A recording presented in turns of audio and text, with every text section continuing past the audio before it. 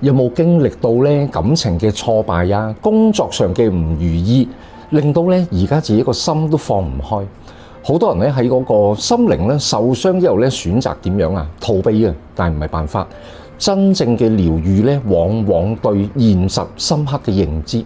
等我哋咧用邏輯嚟解構傷痛，去幫你揾翻你自己穩定嘅情緒出嚟。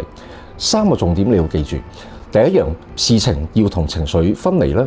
發生過嘅事情嗱，呢啲事實嚟噶啦。而你唔開心咧，呢一啲就係情緒。你試下啦，會唔會好似一個旁觀者去睇一件事呢？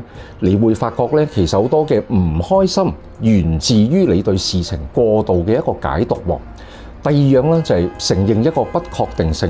嗱，我哋人生一定係咁噶啦，未來都係充滿不確定性。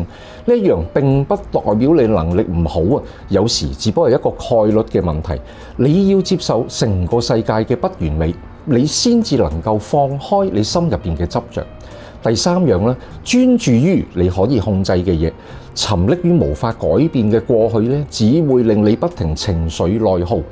嘗試啦，將注意力收翻你今日可以控制到嘅事情上面，哪怕只係讀一本書啦，整理下間房啦，執拾下少少嘢，掌握到自己控制到嘅嘢咧，其實咧亦都會有效咧去治愈你嗰個心靈。最緊要咧就係要原諒人哋啦，放過自己啦，所有嘅嘢咧都能夠放下咧，你就擁有一個強大嘅內心咧。任何嘅風浪咧，其實咧都係暫時性。